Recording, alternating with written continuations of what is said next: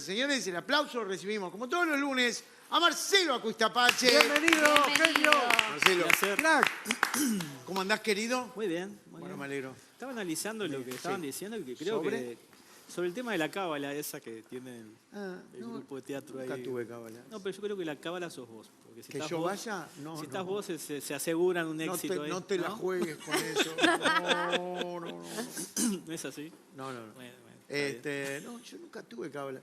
Pero la cábala es más psicológico que otra Sí, cosa, sí, ¿no? yo creo que sí. Sí. En Por deportistas ejemplo, se da mucho, ¿no? Yo tengo a mi amigo Cacho Denis, Sí. que le mando un beso grande. Me dijeron que arregló con Adams.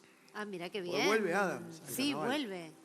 Y él siempre, desde que lo conozco, yo empecé a salir con él en los 90, usa un short rojo abajo de la ropa. ¿El mismo short rojo desde los 90? No sabes cómo está.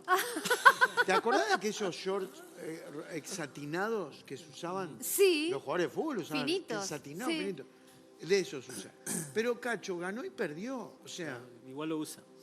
Y bueno, capaz. ¿las cábalas no se usan mientras ganás? Y supuestamente sí, ¿no? Pero a veces haces la O cábala. capaz y que no. para que por si... no gané, pero me fue bien. Y Está bueno, bueno, está sí. bien. A mí me Sí, pasó al sí. revés. Yo tenía cábalas y en un momento no me dio el tiempo de hacerlo y nos fue muy bien y aproveché y me liberé. Está bien, estuviste. Espectacular. Por eso. Bueno. Marcelo, vayamos a lo nuestro. Bueno, lo nuestro hoy es un caso internacional. Sí. Fue un caso muy conocido en Argentina. Arrancó por una desaparición de una joven y terminó con un drama familiar terrible, ¿no? O sea, digamos que estás dentro de la línea de crónica roja, por llamarlo de alguna manera, por las características del caso, pero me pareció muy interesante por cómo se dio todo y cómo a veces uno se ve involucrado en situaciones sin querer, porque digo, en realidad lo que pasó fue que a mí me contacta el 6 de mayo del 2010, desaparece una muchacha de 26 años, Vera es una rusa de familia, son oriundos de Rusia, ellos en diciembre de 1999 emigraron a Argentina. Ellos estaban, digamos, corriendo de la guerra de Chechenia. Ellos vivían muy cerca de Moscú. Y el padre de esta chica temía que sus hijos de alguna manera fueran involucrados o lo fueran a llamar al frente ahí en Chechenia, que estaban muriendo por miles de jóvenes rusos.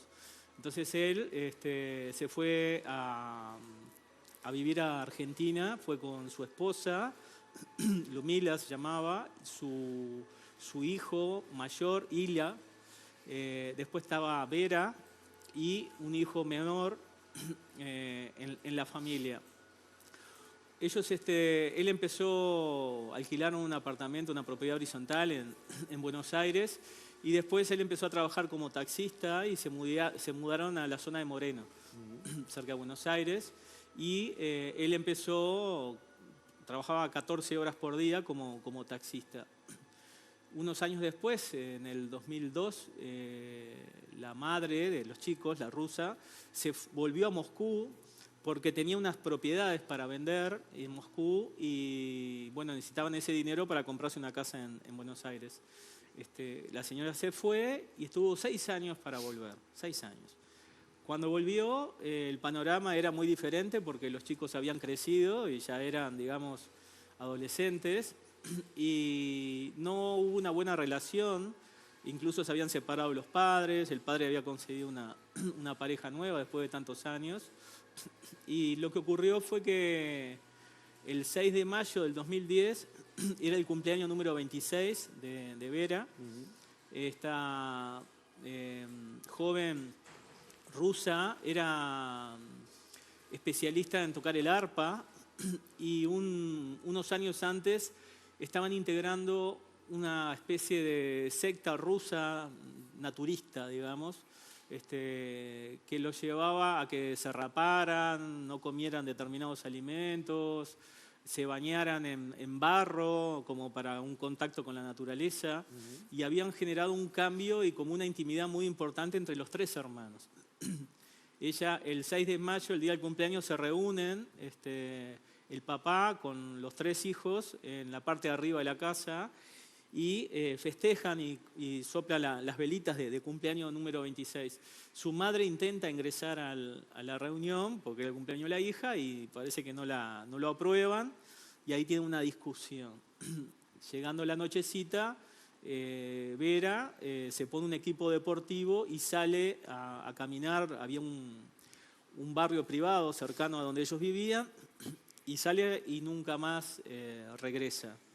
No se supo más nada, empezaron a investigar. En algún momento había tenido problemas ella porque había intentado entrar en esos parques privados y le habían llamado la atención, pero bueno, revisaron cámaras, todo lo que había y no la pudieron ubicar. Un par de meses después, el papá de Vera sabe de mi trabajo como psíquico y se pone en contacto conmigo y de forma urgente viene a Montevideo. Me acuerdo que nos encontramos en un boliche ahí en la Ciudad Vieja y me trajo una ropa, un equipo deportivo amarillo, me acuerdo, de su hija. Me trajo la foto, bueno, los elementos que habitualmente yo trabajo. Estaban muy desesperados y había hecho un esfuerzo grande por traerme las cosas. Me puse a trabajar lo antes posible y bueno, ¿se acuerdan que yo lo que hago es trabajar con esos elementos, lo que se llama psicometría, que lo que hago es tratar de posicionarme en el lugar que la persona está emitiendo información? Lamentablemente cuando hay un fallecimiento te genera un desprendimiento la prenda y bueno, y era un desprendimiento muy importante asociado a una muerte violenta, como que le habían golpeado como con una pala. Después empiezo a describir el lugar. Describo que es un puente del cruce de dos rutas importantes, que había un parador cerca donde paraban camiones, que cuando estaba a media tarde la sombra del puente daba sobre el lugar donde ella estaba. A ella le habían golpeado en la cabeza y la habían envuelto en algo azul, como que fuera una frazada azul o una lona azul. Y inmediatamente empiezo a visualizar la persona que a mi criterio le había quitado la vida y veo que es una persona cercana a los 30 años, delgada, con el pelo muy corto, tenía como unas manchas en la cabeza y hablaba de forma diferente, extraña, y me daba toda la sensación de que era muy conocido de ella, digamos, que ella se sorprendió cuando la golpearon. Envío la información por mail, llamo al padre, le comento al papá lo que yo veo y veo que del otro lado queda un silencio durante unos segundos. ¿Cómo que se dieron cuenta de quién era? Como que él se dio cuenta por la descripción que yo di físicamente de que era alguien y pensé que se había cortado y cuando hablo me dice, incluso él hablaba mezclado, ¿no? O sea, si bien hablaba español, pero tenía esa base de ruso, ¿no? Él me dice, pero dice, lo que ocurre es que me estás describiendo mi hijo Ila, me dice. Le digo, pero ¿cómo que te estoy describiendo? Me dice, sí, porque todas las características de lo que me estás diciendo es mi hijo. Dice, mi hijo mayor, pero dice, no entiendo cómo él puede incidir en la muerte de su hermana, me dice. Le digo, mirá, yo la verdad desconocía que tenías otro hijo con esas características, pero te puedo decir que es lo que me viene asociado y me da la sensación de que hay algo económico detrás de todo esto. Bueno, esa fue la información que yo pasé. Unos meses después me entero que ese hijo mayor había tenido un intento de robo y le habían disparado, le habían rozado con un disparo, cosa que, bueno, me llamó la atención porque el padre me avisó. Todo en el 2010. En noviembre del 2010 me llaman, me entero que a la mamá de ellos, la rusa que había vendido el apartamento, que estaba... Bueno, la encuentran, aparentemente es un robo, o revolvieron la casa y la encuentran con 2 disparos en la cabeza y uno en el pecho, tapado por una manta. Cuando regresa, la encuentran ahí. Por supuesto, se abre toda una investigación, de Vera no se sabía nada todavía. A mí me avisa el padre de lo que había pasado, de que habían habido un robo y que habían robado a la madre, habían desaparecido 100.000 euros que tenía la madre de la venta de esos apartamentos, los tenían en la casa y no aparece por ningún lado. Empieza toda una investigación en torno a esta familia. El fiscal de la ciudad de Mercedes, ahí también cercano a Moreno, se hace cargo y hacen un allanamiento, digamos, unos días después del homicidio, y hacen un relevamiento y se llevan un montón de cosas. Entre esas cosas se llevan la computadora de Hila, que es el hijo mayor, y eso fue a mediados de noviembre. Y a principios de diciembre el Fiscalía cita al padre que vaya con los hijos a Fiscalía, que tenían que presentarse de forma urgente. Parece que habían encontrado dentro de la CPU de la computadora 2 armas metidas en la computadora, una Taurus y una automática de 9 milímetros, y una de las armas era la que había causado la muerte a la mamá. El padre no sabía. Cuando llega a Fiscalía, el padre era taxista, tenía un auto, un taxi con el que trabajaba, quedan los hijos en el auto, y estamos hablando de diciembre del 2010. Quedan los hijos en el auto y él sube a Fiscalía para ver de qué se trataba esa reunión urgente y se entera de todo ese drama. El fiscal le dice que los va a acompañar junto con la policía a detener a los hijos porque eran los sospechosos. Estaban en el taxi. Cuando bajan al taxi, no estaba ni el taxi ni los hijos. Esa misma noche, ellos cruzan la frontera hacia Bolivia con el auto del padre y con el DNI argentino. Recién la captura llega el otro día que ellos habían pasado la frontera. No los capturaron. El pedido de captura llegó 24 horas después de que ellos habían cruzado como suele suceder la justicia, pasa eso, viene de atrás. Bueno, resulta que desaparecen en Bolivia, los empiezan a buscar y no los encuentran. Pasan los meses y el Hila, el hijo mayor, se conecta por Skype con unas... En Argentina esto era una bomba a nivel de noticias, y se conecta con una cadena de televisión argentina y de radio, y él habla de su inocencia, que él no había sido, que tonto sería matar a la madre y dejar su pistola en la CPU y que después eso se lo entregaran. Bueno, él de alguna manera intentaba, sin embargo, el dinero nunca apareció. En septiembre, la policía de Bolivia, a raíz de una denuncia de un vecino, encuentra al hijo menor de 19 años, ahogado, digamos, con una muerte dudosa, y el Hila no aparece. Eso fue en septiembre, pasa octubre, noviembre del 2011, y encuentran a Hila en Perú, en una playa en Perú.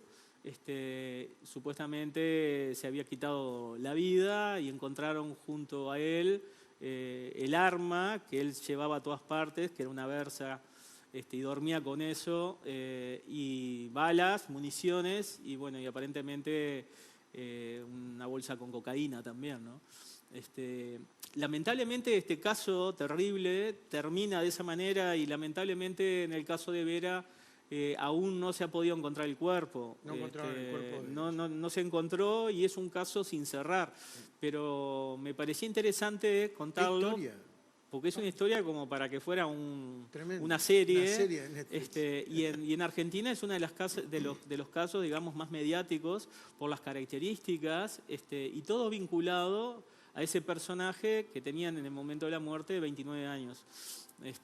Y me pareció interesante contar esta historia porque a veces uno se ve involucrado, digamos, sin querer, en una historia macabra que a partir de la desaparición de una persona luego termina una serie de homicidios, y lamentablemente fíjate que de esa familia murieron cuatro donde aparentemente el culpable fue el quien describiste vos en primer lugar. Sin duda, ¿no? Y sin duda hubo un interés económico porque el dinero desapareció y posiblemente...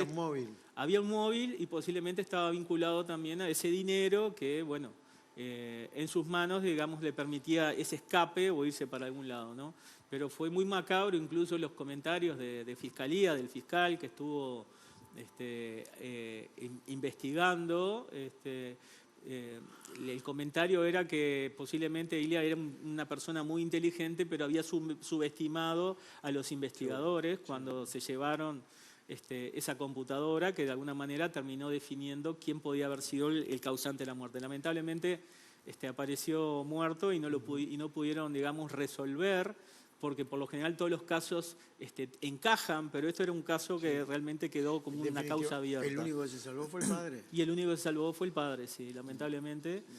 Bueno, y hay que esperar Vera, que por la visualización que tuve, lamentablemente está fallecido. Muy bien. Marcelo, Bien. ¿nos vemos el lunes que viene? Nos vemos el lunes que viene, pero quería contarles, incluso pasarles una invitación, que este viernes a las 13 horas de Uruguay se va a dar una conferencia magistral por Zoom. Hay gente de España, de Uruguay, están todos invitados los que se quieran integrar, donde vamos a hablar del desafío de las adicciones, de cómo funciona la metodología. Incluso también va a haber gente abierto para Paraguay, ya que vamos a estar el 14 de junio haciendo grupos en Paraguay para dejar el alcohol, la cocaína, dejar de fumar y cambio de hábitos alimenticios. Así que quería invitarlos. ¿Viernes 3 de la tarde? El viernes a las 13 horas a las 13, de Uruguay va a ser la conferencia magistral online, así que el que quiera comunicarse tiene ahí los teléfonos para contactarse por WhatsApp. Ahí lo estábamos viendo. Muy bien. Gracias, Marcelo. No, gracias a ustedes. Muchas gracias. Y nos vemos el lunes lunes que con viene. un testimonio del tema de adicciones. Perfecto. El aplauso para Marcelo Cuistapache. Lo despedimos. Acuérdate de llamar al 0924 24